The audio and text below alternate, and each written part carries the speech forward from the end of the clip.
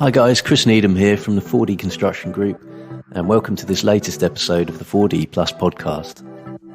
In this episode, myself and DJ Gibbs talked with Chris Pires from Robert Bird about utilising 4D at the concept stage in construction. This episode was recorded a good couple of months ago now, so let's go back and find out what we were talking about.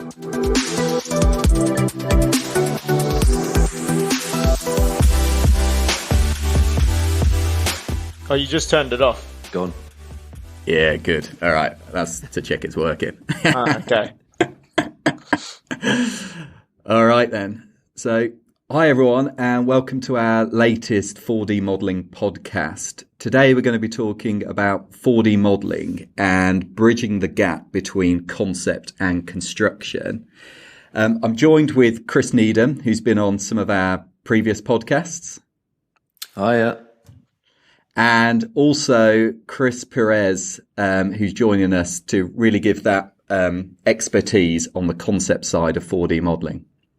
Hi, how you doing?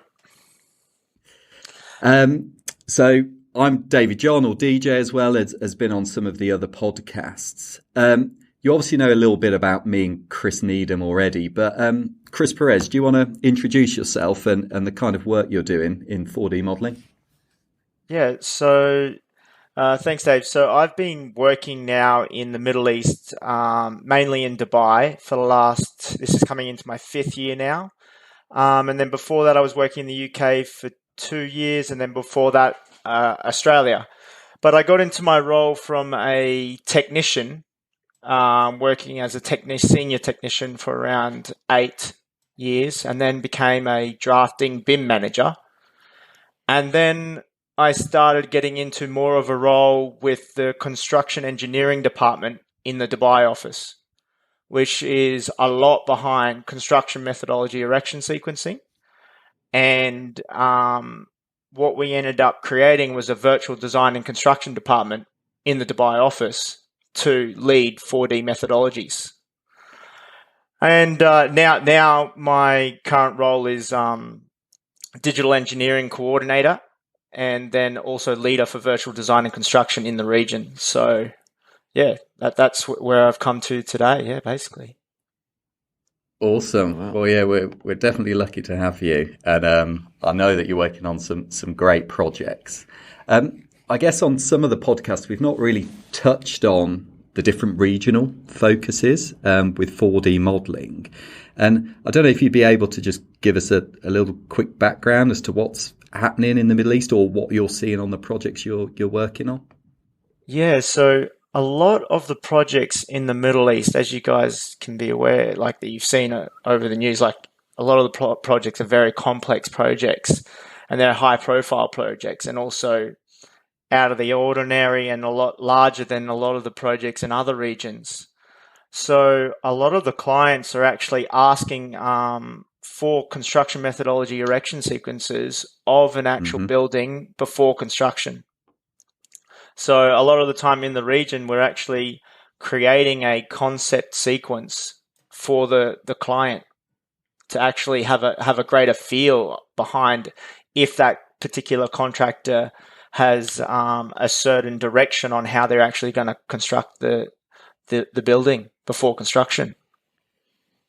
Yeah, I mean, that's pretty awesome. It's good to know that it's client-led. So we may have I know Chris Needham, me and you and some of the others have spoken in depth about, how to improve the adoption of 4D modelling and obviously the different interpretations or use cases from the clients that we see. So it's definitely good to be hearing that clients around the world are driving this adoption and actually, not just for construction reporting, but actually to improve the build process, looking at bridging that gap between the concept and construction. Yeah, so you got clients who are actually interested in wanting to see a bit more detail in what they're buying, I guess. Yeah, and these projects aren't cheap, I'm sure. So it's good to have a keen eye on how they're going to get built and I guess potentially have some influence as well. It really just kickstarts the project as well to like really push early logistics as well, and understanding on how they're actually going to deliver the project. Also, like early time estimations at the very start instead of halfway through a project, or it's just a lot easier. I mean, not a lot easier. It's a lot better for the client to have a greater understanding of the full methodology behind the building before even going to that final payment at the end, of understanding the building during its time and its cost. Yeah, indeed. And I guess that's having a chance to influence the design at that stage as well. Yeah, because like at the very initial start, when we go into doing a concept construction methodology sequences, you're going to always find out areas where there actually are going to have constraints. And then where you find these constraints and then push them back to the designers, then the design might change and the methodology can change and then the cost can change. So doing at the very start is ideal to really kick off that project and understand it from the initial go. So how early do you get involved? Is this right from like initial concept, or and like when, at what points do you get engaged? A lot of the time we get engaged when a contractor comes to us who is tendering on a particular project and trying to win that project to come up with a methodology. So sometimes the design is there and then we come up with a methodology behind that design to actually deliver the project. Yeah. I think that's awesome. Like, it's obviously great from a tender point, not just because you've got perhaps some fancy animations, but you can give the client some confidence that you've really thought about this. You know, you've engaged professionals, you've got the team together. Exactly. So it's not just always the fancy animation. No, it's not always the case. It's just about really the number one priority is the staging, is the sequencing. That's the number one goal, is to just make sure that sequence, right from logistics to staging to temporary works and design, is there. Then the benefit is all the graphics and the animations behind it to impress the client in the end. So the number one goal is that methodology at the very start.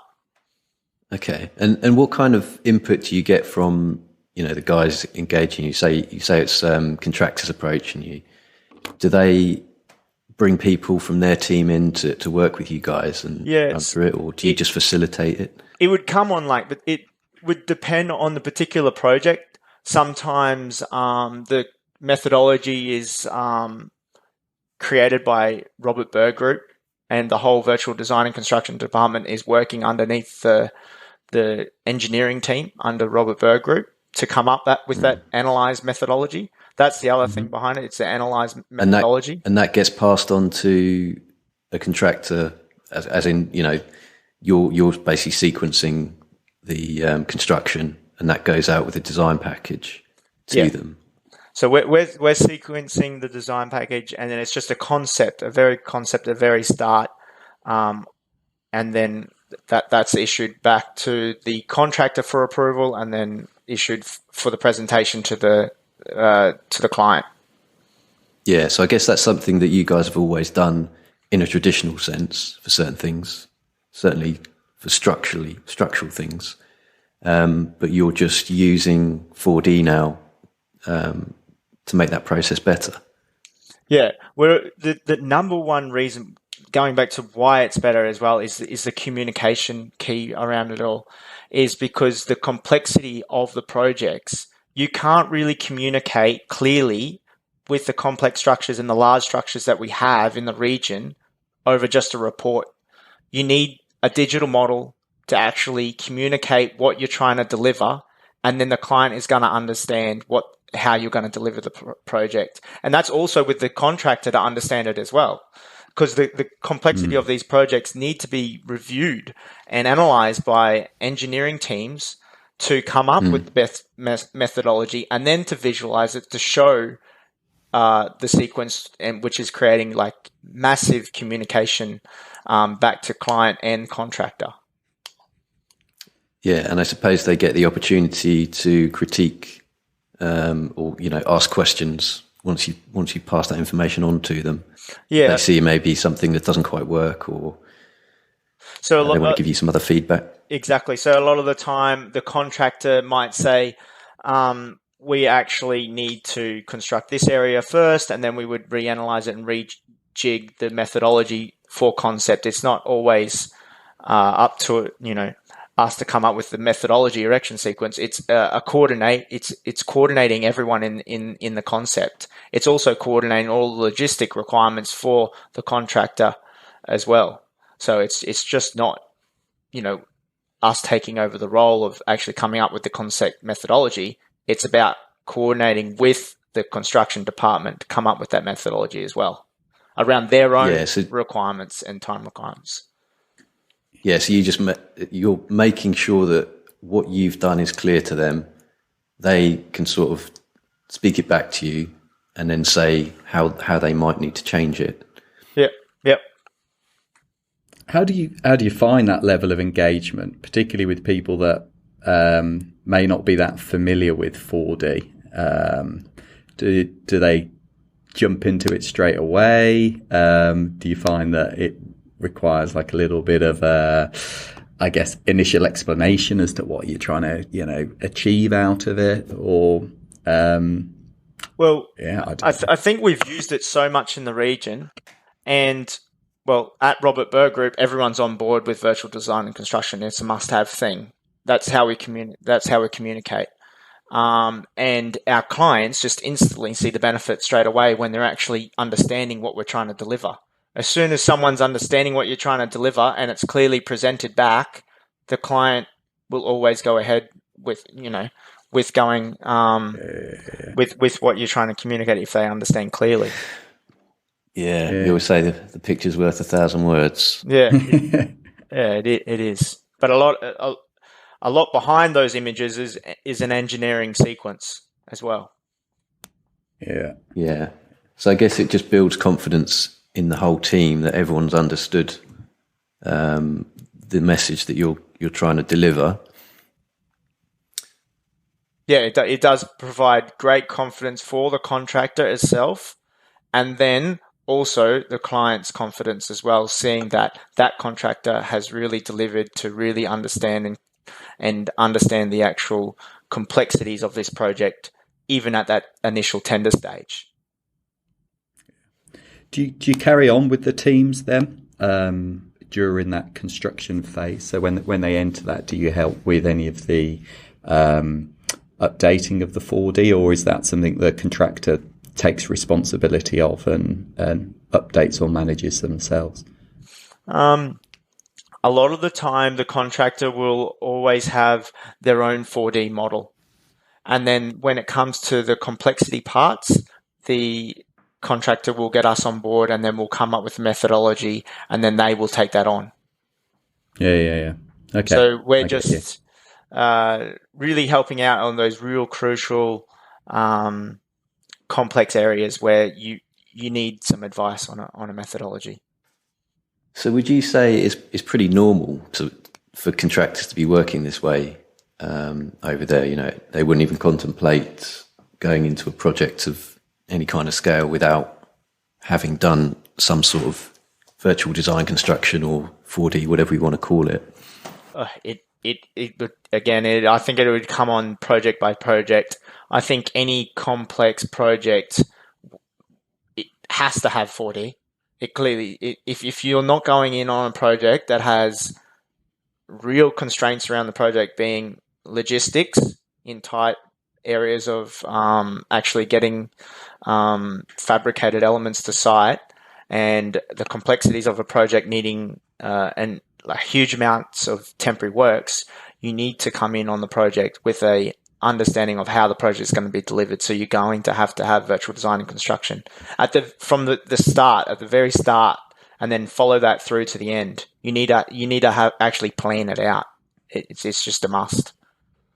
Yeah. Are you able to share any of the kind of the projects you're working on, and without too many details, but they're kind of like maybe like a bit of detail on some of the challenges or the specific benefits of 4D that you may have seen? So I don't know. I think a lot of people are aware of Expo 2020, which is happening in the Middle East. It's actually happening next year now. and our Wazzle Plaza is the centerpiece of Expo 2020, where we did a construction methodology erection sequence, and we did video animations, methodologies, logistics sequencing, a lot of documentation around how to actually present this to the contractor to actually come up with the methodology. Then a lot of these documents that we had created and animations and videos were then presented back to the client as well.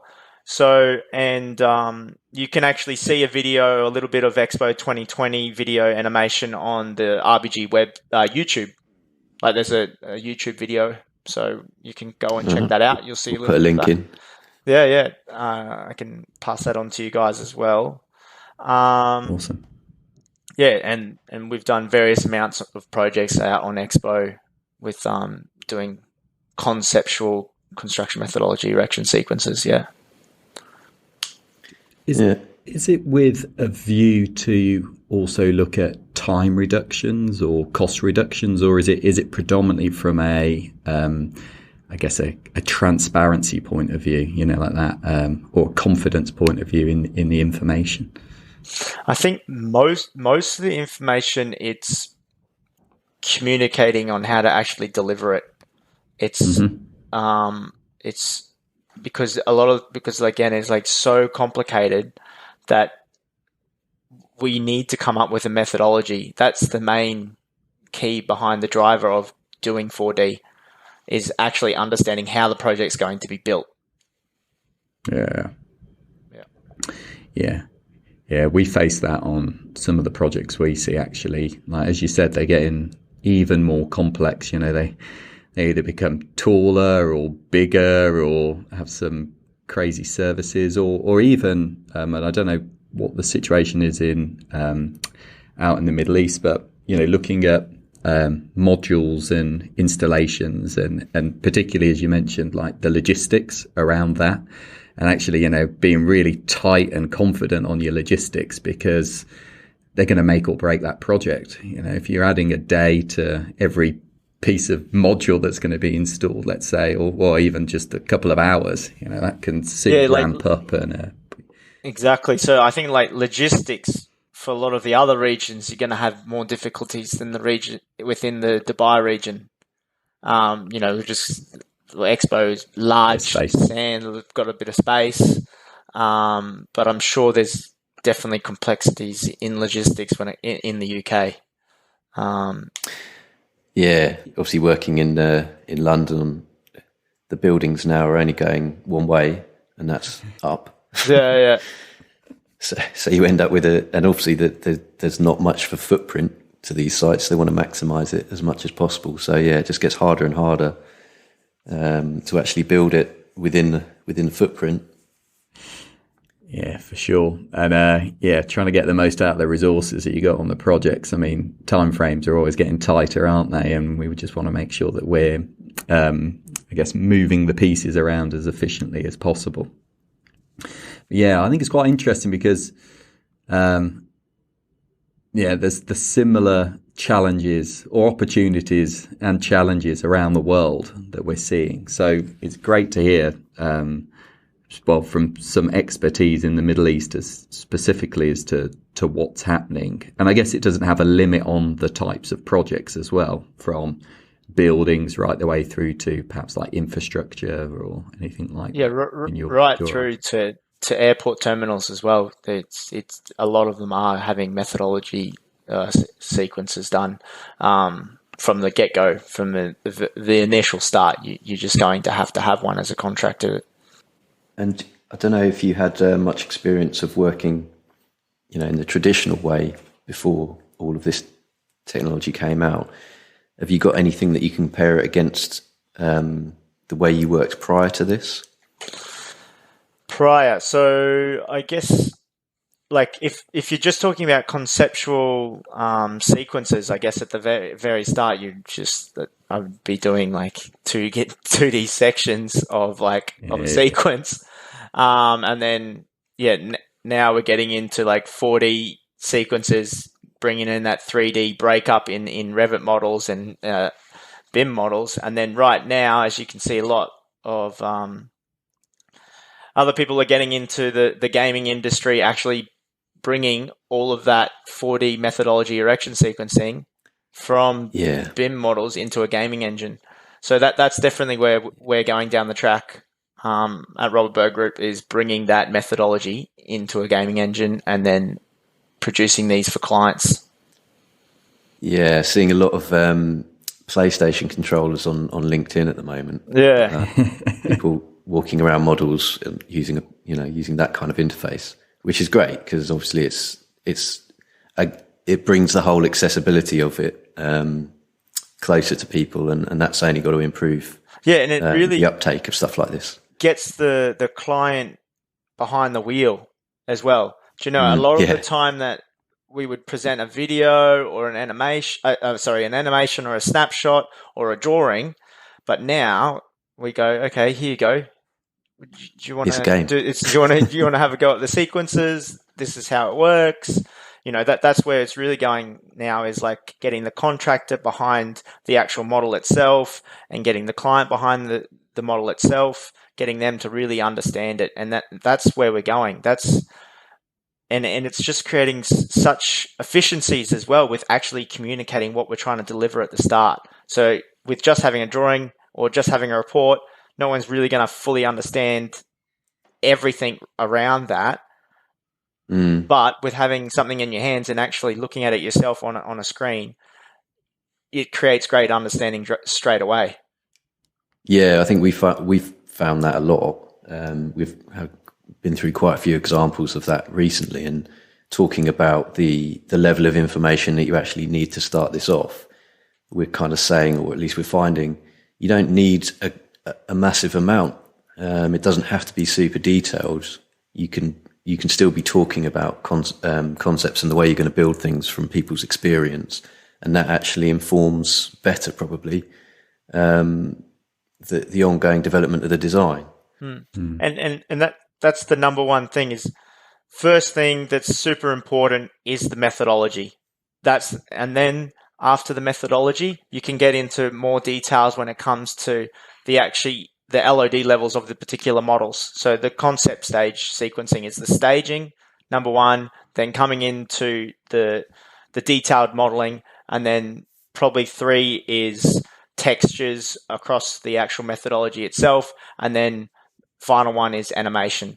But at the initial go, if that sequence is a great methodology and everyone understands what you're trying to deliver, I think most people will be happy, and then those other 4 steps, you can add on later. Yeah. So in terms of your process, then, are you just kind of blocking it out with massing shapes just to identify where, I don't know, things like scaffold need to go, or where you're going to have deliveries coming in, that kind of space allocation? Yeah, a lot of the tasks. So like how I would deliver a project, you got to think about the time constraints behind it all. If you have time to create the scaffold, model the scaffold and just model it indicatively. If you don't have time to model the scaffold, put a box there at least to communicate that there is going to be scaffolding here and you can't walk through it, or a truck can't go through there. So it just comes up. It just depends on the time that you have to deliver the project, and also the resources that you have, and then also what the client actually needs in the end as well. Yeah, we're running through that as well from that contractor's perspective. So just before this podcast, I was talking to one of our directors, and we were looking at we're using our 4D model and incorporating, I guess, still typical scenes into our method statements, which are analog, classic PDF documents, but trying to reuse that information. We can still create the animations, we can still do all of that, but still put it in the traditional format. And it's really putting or pushing us to model to that next level of detail. Like, we want to put the operatives in the positions that they're likely going to be doing their tasks. And the library of operatives, let's say, in the virtual world is pretty basic. You've probably got just some guy with a orange high vis on, and trying to get them in the positions that like some of them might be a bit crouched, but it brings it up. It brings up those questions of like, well, actually, do we want someone in that position doing that task? Could they be doing something health and different? safeties. Yeah. But And also, it's you really had a brazen. good point there, Dave. Is like when you're creating those method statements, because you created a whole 4D model, 100% you're going to take images from that and put it into your report still. You have a model, you have to use it as much as possible. There's a lot of time and effort into that, so put it into every method statement. It's definitely the go. Exactly. And I know that. Yeah, and there's still people who like the the old mediums, isn't there? You've got to cater for that. Yeah, and I don't even know if it's I don't actually know, but I think some of it may just be like regulation or, that old red tape. It's like you've got to have it it's got to be printed and sit in a bloody folder somewhere or something like that. A seal, and it's got to be signed and countersigned. Yeah, so until we kind of shift out of that. But I don't really have a problem with that. I like reusing that data as much as you can, and we spoke about it in the health and safety podcast. I think I probably banged on about it in the other ones, but that's the beauty of this. You can use your output for so many different reasons, or use that 4D model for so many different outputs, whether they're animations, stills, posters for the sites, whatever it is, like. And it only takes, say, one workshop to get that into place, and then you can cascade that information in the different formats for which different people consume it, because everyone likes to take in information differently, don't they? Some people will love just reading the bullet points. Some people will want to follow the pictures. Some people will want an animation or an actual video and want to be able to pause it. Others will love the model itself and want to navigate it around and zoom in.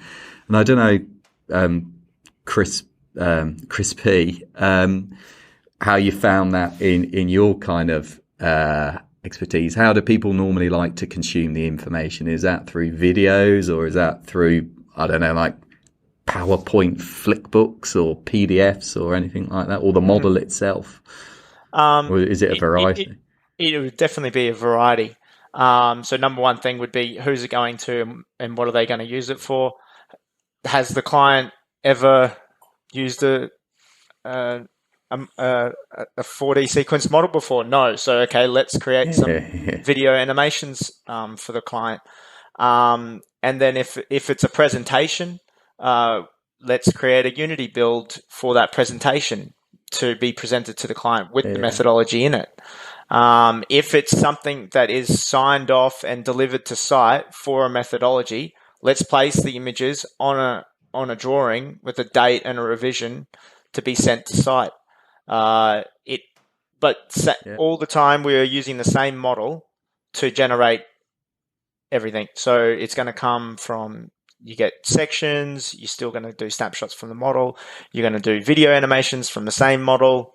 It'll just depend from a variety of who's it going to and what's it going to be used for.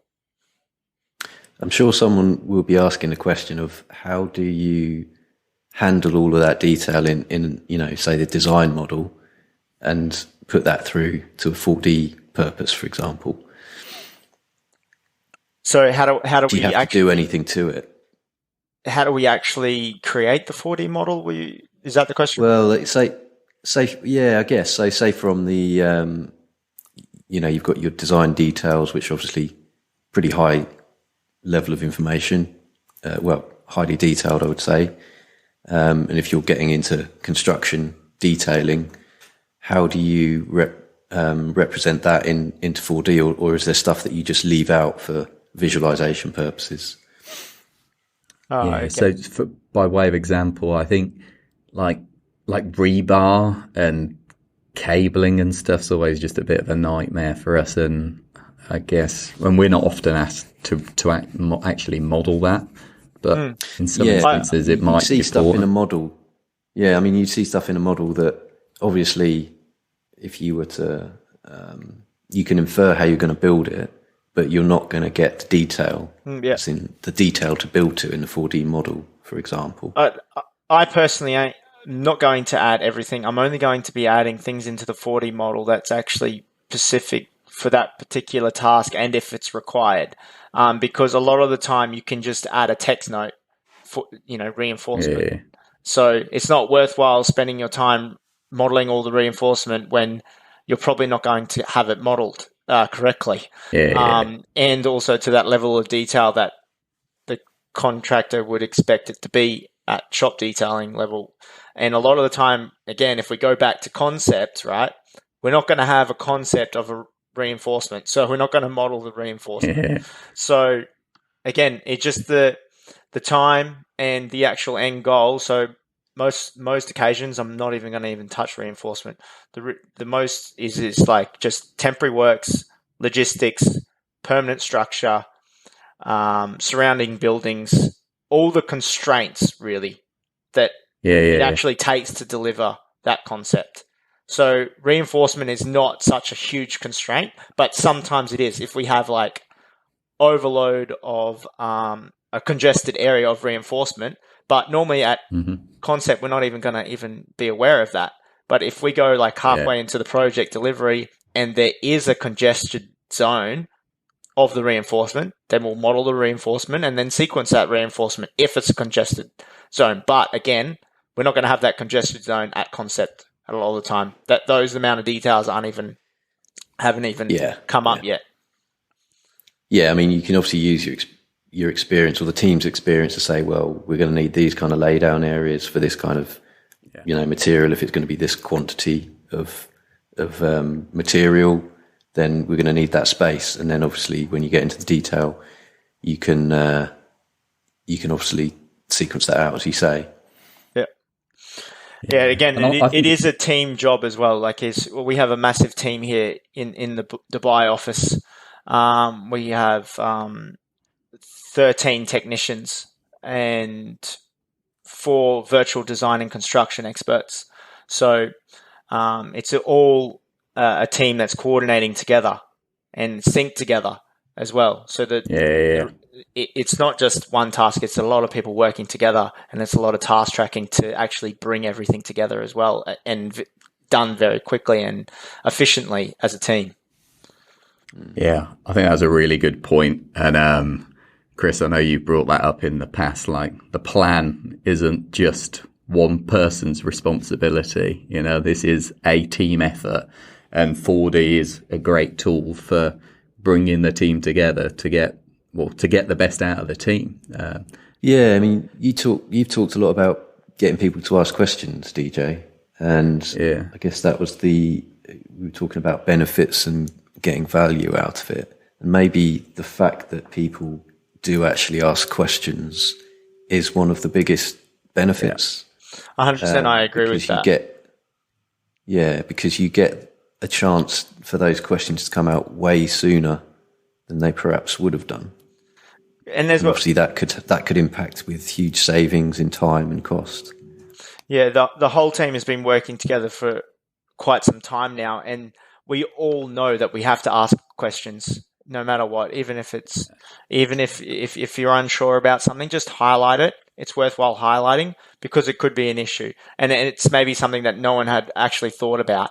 And any type of question will help either deliver the project quicker and efficiently, and we don't want to find it down the track there's a huge clash, and we could have resolved that at the start instead of at the very end. Yeah. So we're always looking for metrics, aren't we? I don't know. Yeah. Maybe that's the one. It's like the questions that get asked at stages, different stages. How can we bring those forward? For sure. And how did you find there was I don't know culturally how it works, but do you find that people are naturally quite inquisitive and happy to ask questions, or did you find that you had to encourage people to question the model? Because working in different regions, I found that there's definitely different cultures around that. But I also find that a lot of the time when you give someone a 4D model, they think it's complete. They think that's like the end and that's what you've agreed. Yeah. And sometimes they get a bit worried to say, oh, what about this? Or actually, how are we going to install that? It's just kind of appeared. And I don't know, do you find, I don't know if so it's a regional thing? Or, yeah. I think it's how long the whole entire, I guess your team and your company has been using virtual design and construction. Because to be honest, it took some time to get everyone on board. You know, there's over 100 staff in the MENA region, but everyone knows now and understands virtual design and construction. Everyone's going to ask a question now. Everyone's getting on board with it now as well. There is no hesitation whatsoever. At the initial start of the kickoff of our team, not everyone really understood what virtual design and construction was or understood what 4D was. Now we have everyone on board. Everyone understands it. And it's just about that education through the whole entire department. And that's about, you know, presenting at every end of months or presenting or sending an email of, you know, what your team has delivered this week and this is what the benefits were. And then everyone will start to get on board. It's that education that we need to, you know, all our team is very educated in virtual design and construction, but the people that we're working with, not everyone is. And then when everyone gets on board, it works so much better for everyone. And for your organisation, like how long? What's the time frame for that? You know, from then till now. Our team has been working together now for 5 years, and everyone is on board with virtual design and construction, and we will use it as much as possible, from a small sequence to a very, very large building sequence. Yeah, I think that's brilliant because I know teams that have been trying to do it for longer than that and still, you know, find themselves having to justify it and do the return on investment and things like that. So really reassuring to hear. For a long time. Too long, yeah. Oh, no, I think that's brilliant. I really like the idea. So earlier you were talking about modelling the constraints. And I've not thought of it that way because normally, or I think, you know, like the old school 4D, you had the finished state of construction and then you just had like the columns flashing up into place and the beams flashing into place. And it might be a tower crane. Yeah. It might be a tower crane spinning around or something. There's not much temporary works going on there. And I just think it's brilliant that to look at it the other way around and actually think, well, okay, you know, like what is our critical constraints here? And it's not that column or that beam. It's everything around it to get it into position. And obviously from that point of view for 4D, I think it's, I just think it's that's where we're at now. That's where I think a lot of the industry is at now. What are constraints for this methodology? Okay, so a lot of the time, even in concept, we're going to do a rehearsal on a crane movement.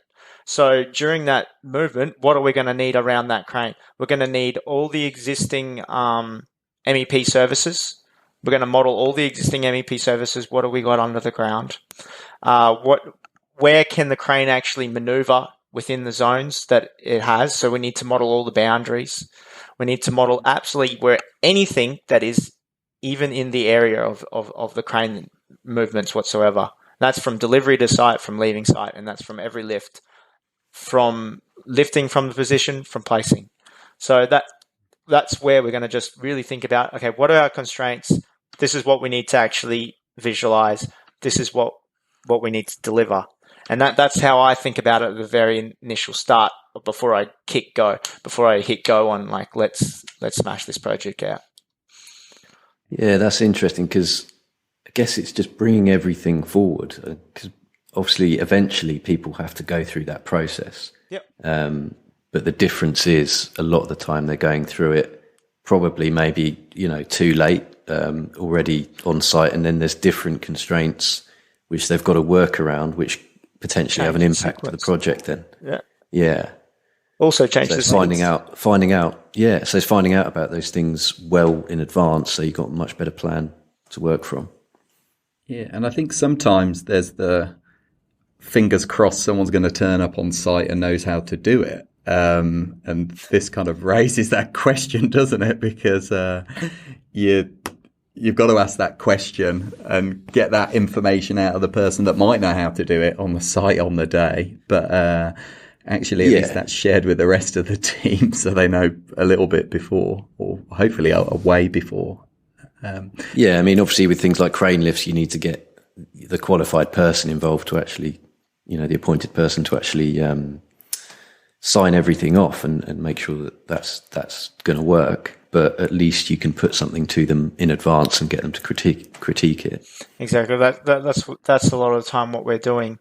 The team is coming up with a concept on the methodology for, say, if it was a crane, and then you have a certified engineer who's going to review that, and then that's still a concept as well.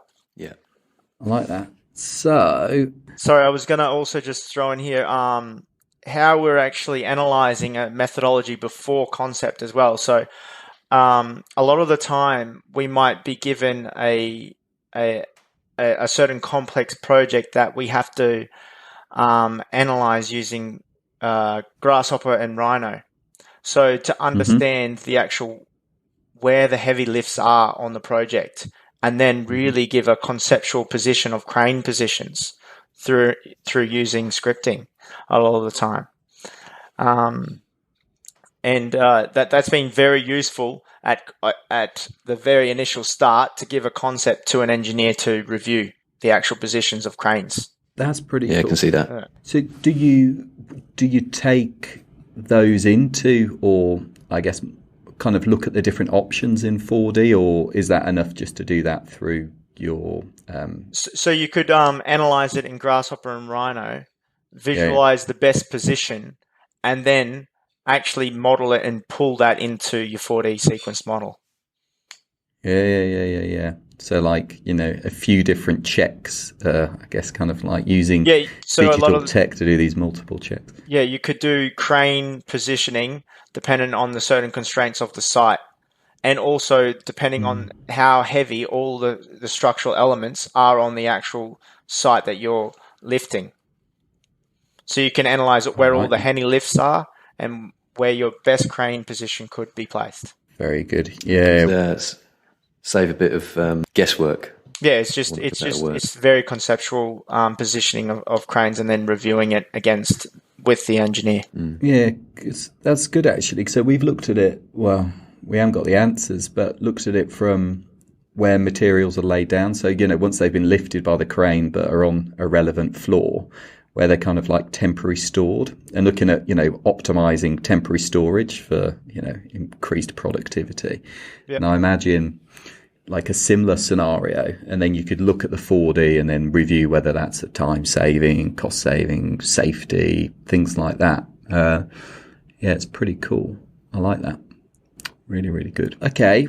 So, Chris P, I think everything you've said is kind of what we've promoted in lots of the earlier podcasts and discussions that we've had online or on the forums on the website, and just really about getting that engagement earlier, and particularly, as we've said, like bridging the gap between contractors and that design or that concept phase, trying to create an element of overlap between those, I guess, traditionally seen as distinct disciplines. So I think it's absolutely brilliant what you guys are doing and how you're facilitating that environment, and obviously a lot for many of us around the world to learn from.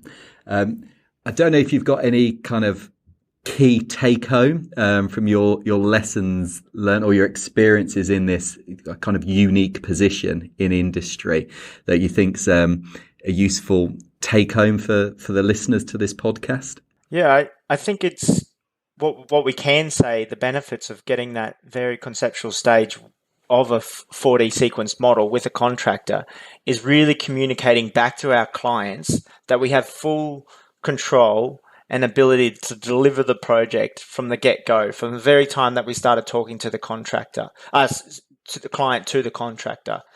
And then the client having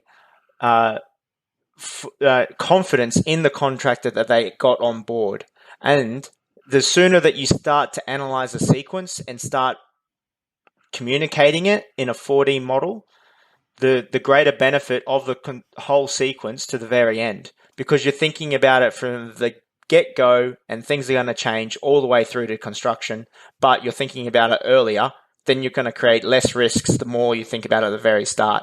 So if you're really thinking about initial, very start, and then definitely the methodology is going to change till the very end, but you're going to find more risks and find solutions to those risks at the very start instead of during construction. That's the main goal, is like reducing the risks for the contractor and the client as well.